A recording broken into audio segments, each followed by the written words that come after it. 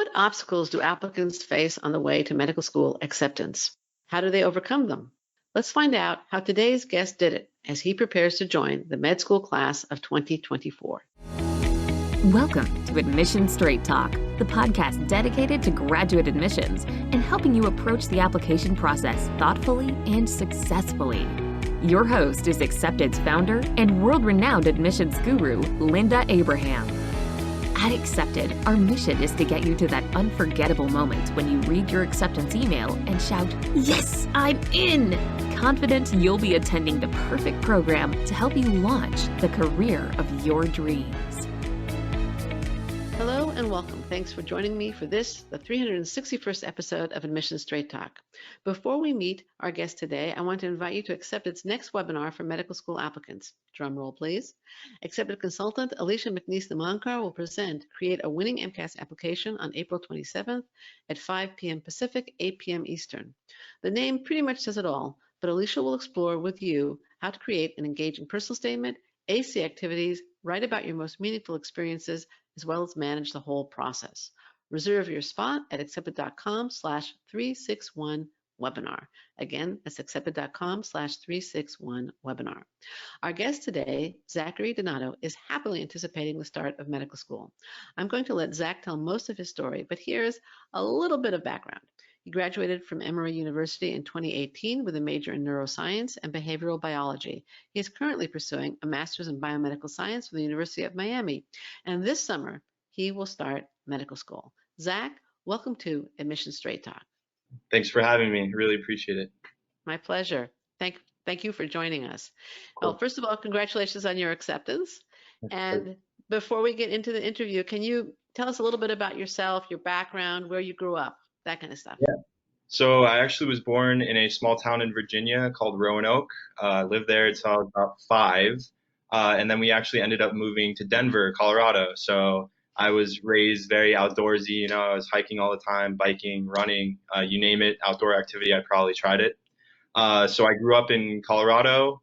Then I went to Emory undergrad, like you said, and pursued my degree in neuroscience there. So kind of been all around.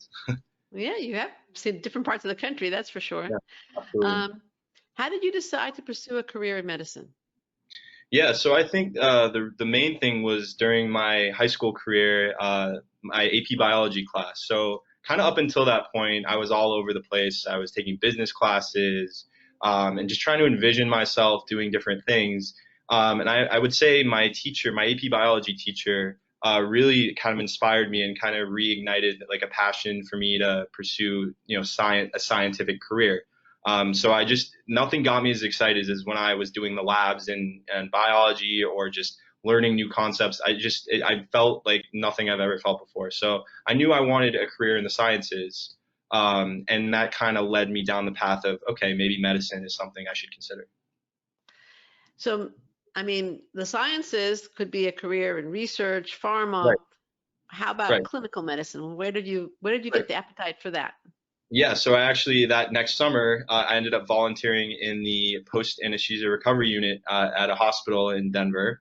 And I think as I started kind of getting familiar with patient care and listening to patient stories, I think that really excited me in a way that I was kind of intrigued with. And I realized that I could do a lot of little things to make a patient's experience much better. And I kind of wanted to keep doing that. So I kind of kept exploring, the medical field.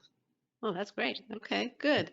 Now, was your 2019-2020 application your first medical school application?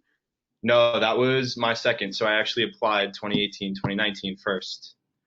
Okay. Oh, okay. Yeah. Okay.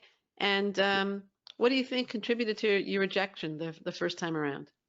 So I think one of the things that applicants really struggle with is getting the whole picture together, right? So you have your letter of recs, you have your personal statement, you have your activities, but how can you put that into one really nice picture of yourself? And so I think, first of all, my letter of recs, I think I kind of rushed to get them. I think a lot of times students struggle getting close to people, especially with undergrad, you have so many people in your classes. So I think I really struggled doing that. And I think my personal statement really didn't reflect who I was and my journey. I think I told a lot of nice things, but it wasn't about my story. So I think that's really where I struggled the first time. Okay. And what do you think you did differently the second time that made the difference? Yeah, so I think honestly, preparation, right? So you have to be ready for everything the day that AMCAS application comes out. So submitting on the first day, I submitted on the first day. Really? Whoa. Okay. Yeah, getting the personal statement to be my story, and then having the activities backing up what I say about my story. So I think, being able to do that, and then, getting close with the faculty at UM, really developing those relationships and doing a lot to show my commitment to the medical field, I think really Did helped. you did you pursue the master's as a post-bac to improve or was that part of the idea behind it? Yeah, I think I kind of needed to reinvent myself a little bit just because I think in college I struggled. My GPA wasn't great. I was a very, honestly, even below average applicant, and I think I kind of rushed that first application. But I think that second that year was really meant to show medical schools, look, I can do it. I can take medical school level courses and I can be successful. And I think that's something they really needed to see from me. Okay. So it was a comment. Did you also retake the MCAT or your MCAT was okay? Yeah, I actually ended up taking the MCAT 3 times. Oh, wow. Yeah, Okay. so it, Third it time's was, the charm. yep, third time's a charm. All right. So you worked on your MCAT, you worked on your academic, your grades, you Yep. improved your presentation via your application. So you really did a whole number on it. Yeah, and I really had to because I think there are just so many areas where I'm like, look, this is not, it doesn't line up here. I really need to show in multiple areas that I'm constantly working and improving. And I think that's something they really consider as well. Sure, sure. What was the hardest part of the application process for you? I think the hardest part was just learning how to do the application, honestly. Like there are so many like, you have to send your transcripts and you have to do this and just the timing of everything, I had no idea what was going on. So I think being organized and just trying to have all the information at hand, having my secondaries written and just having the time frame of everything, I think was the hardest part for me and just getting everything together. I think, the actual application is pretty straightforward, but I think the organization aspect was really like something that I've never had to do quite like that before. I think that's a great point. There are so many moving parts to a medical school application. There's, I mean, before you even start the applying, there's grades and classwork. There's clinical exposure. There might be research. There's community service and leadership. And then you get into the application. All right, the primary application is relatively straightforward, but not completely so. Obviously, there's the MCAT, which can throw anybody for a loop. And once you get those okay, well, you submit the primary, and then you have the secondaries, and they come in a deluge. And Right. time management there is critical. Absolutely. So I think your point is extremely well taken.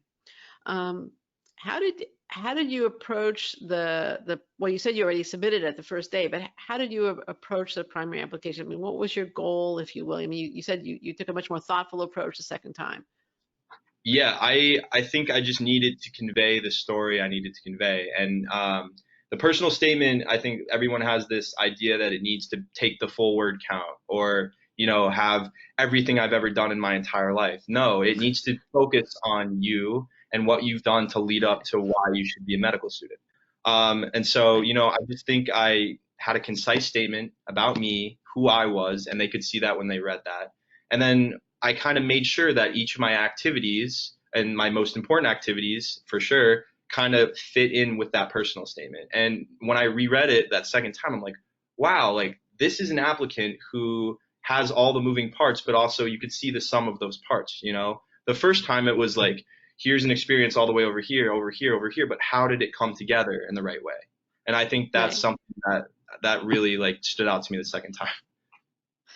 I think also earlier in the call you said that the application is like a picture of you, a photo of you, and you're 100% right.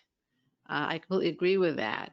And the metaphor that I like to use, it's a jigsaw puzzle, and every piece creates the whole picture. Absolutely. Fits in, dovetails. Yep. That's the ideal, and apparently you achieved it. Um, how did you? How many schools did you end up applying to, both first time and second time? Yeah, so the first time I applied to 33 schools, and the second time I actually ended up applying to 28. Okay, Um, and well, a little bit about that actually. I think sure. another thing to consider is you don't have to apply to 60 schools. I know a lot of friends who applied like literally everywhere you could possibly apply. And I think another thing that I kind of learned throughout this is just, the school has a mission fit. If you look on AMSAR, the medical school admissions requirements, and you look at their mission fit, they have a mission statement that they're looking for students with particular assets, right? So if I didn't do a lot of research and I'm applying to a school that's very research heavy, there's no, it doesn't matter what my personal statement says, the fit's not there. So I think that's something that I had to go through the second time as well. That sounds like you did it well and you did it smart. Yeah. How did you stay on top of the secondaries? And what do you believe is key to success with secondaries? Yeah, so the secondaries are honestly, I think, the most important part of the app process. And I say this because, everyone submits a primary, you're saying who you are at the surface and all that. The secondaries is a way for you to really stand out and convince a school that you're the best fit for them. And so what I personally did, there's actually a certain website. If you even type in like secondary essays, there's a database that has from A to Z all the schools and their past secondary questions. So even though some schools change from year to year, you can get a good idea of what the school is going to ask you, right? Thinking about whether it's an ethical scenario or just why this school. But I think beyond that, you just have to plan for, can I say something about this school beyond just, oh, I'd really love to go to your school because it looks great, and I think it's a great school and I want to be in medical school. So diving deep into your connection with that school, I think, is important. It's critical, absolutely critical. Did you was there anything, did you pre-write secondaries so that when they came you had already had some drafts ready, or did you just have a spreadsheet of everything? I mean, what did you do to stay on top of it? Yeah, no, so spreadsheet, I'm a spreadsheet guy. That was very What, important. do you hear me? Yeah. Yeah, sorry. Okay. Sorry about that. The spreadsheet was very important.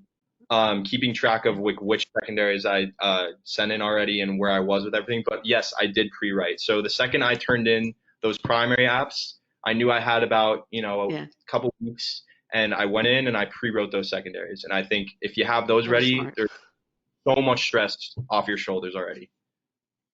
Yeah. Right, it's a great idea. And how many schools did you interview at? So I ended up interviewing at 3 this cycle. All So right, great. yeah, yeah, I was very happy. And Oh, cool. Yeah. and you're still waiting to hear from a couple. That's why we're not revealing where you were accepted, because you're still waiting to hear from some, right? Right, right. So I'm Right. still Okay. waiting after. Yeah. Okay, that's great. What are your plans for between now and the start of medical school? Yeah, so I've actually been working right now. I'm trying to save up a little bit of money because obviously I'm going to be very devoid of that in a couple of months. So I've been actually working. I got my EMT license. I've been working as an EMT, so kind of keeping the clinical experience rolling a little bit. So that's been really fun. And then just doing what I love to do, which is following doctors around. I found a doctor that I really like to work with, and he's kind of teaching me, every week. So I just love continue learning. And I think that's something I want to do right now. What do you wish I had asked you? I think one thing is, am I a little, what scares me going into medical school? I think, you get there and you get the acceptance, but then you're like, wow, like I'm actually going to start this journey. And I think for me, it's just, you have to develop a new routine. It's not going to be like undergrad. You're not going to be able to coast by with, oh, I got to cram everything in last night. You really have to set yourself up for success from the beginning. So I think I'm a little nervous about that, but I think that's normal. It is normal, and I think you're smart to recognize that the time demands and the study demands. I think Yeah. everybody's told me, I've never been to medical school, that it really takes a different kind of studying, a different kind of Hmm. discipline. Absolutely. But do you have any concerns like about the emotional demands of medical school? I mean, you're going to be dealing with critically ill people, and the outcomes aren't always what you hope for. Absolutely. I read an article a couple weeks ago about someone wrote an actual paper on delivering bad news.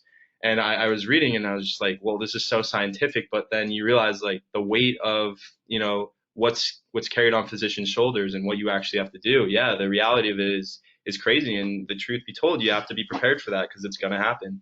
And so I think it's just realizing and remembering that you're doing this for a reason. You've worked your life to do this, and I think that's something that you get the unique privilege and burden of doing at the same time, and that it should be dealt with in a very respectful way, and you'll be ready when the time comes. I think, in my mind, hopefully. Yeah. I've mentioned a few times on the show that my daughter is a child life specialist.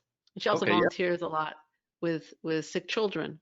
Okay. And she became quite close with one little girl who seemed to be doing quite well at the time. Mhm. And she had, I think, brain cancer. And unfortunately, the little girl relapsed. Oh. And her condition just declined over Right. about a year and a half, a year or two. And ultimately, she passed away.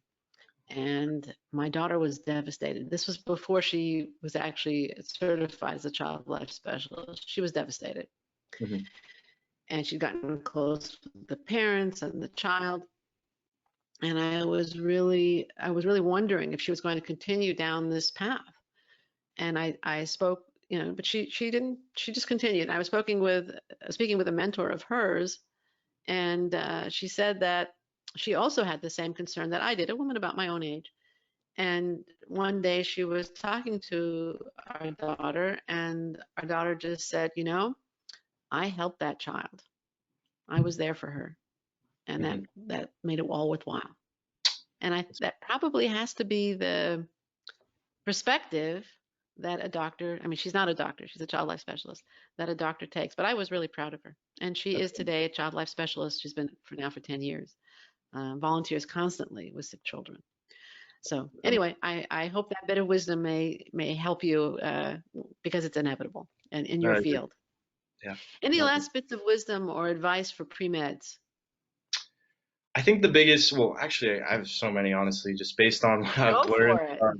Yeah, let me start. The first thing, I've met so many people just throughout this journey that are so determined, just get through undergrad, go right to med school, or, taking 3 years off is going to be detrimental. I have to say that the year that I didn't get in was probably the best year of my entire life. And for so many reasons. First of all, it really, really made me sit down and think, like I think a lot of people are just like, we get into college, we do this, and we're just so used to like getting what we want. And I think that was a kick in my butt a little bit. And just really, I got to sit and determine, is this really what I want to do? And that kind of ignited the fire for me more than anything ever had. And then the maturity aspect, I feel like I just had the chance to really reflect on myself. And I think I'm going to be a better physician because of that. So I really urge people that are kind of on the fence and are being like, parents are like, just need to go, you need to go, you need to go. Just take your time. And, the straight path is not always the best one you should travel, right? You got to go through some obstacles. And I really think that helped me a lot. So that's the Okay. first thing. Um, I think another thing is just I've seen like I don't know, I guess social media and there's all these forums out there that kind of enable everyone to panic about things and blow things out of proportion. I think people are set on, I need a perfect MCAT score, I need a perfect GPA, I need to cure cancer to get in. And that's just totally not true. I think when medical schools say they're holistic, I really believe that. And I think as long as you can show a continued commitment and that you're doing something to improve yourself, it's going to happen for you. It's just a matter of when. And so I think, people have all these anxieties about, I failed Gen Chem. I'm not going to be able to get in. That's just not true. And, you just got to keep working towards what you want in life, and eventually it will happen. So, yeah.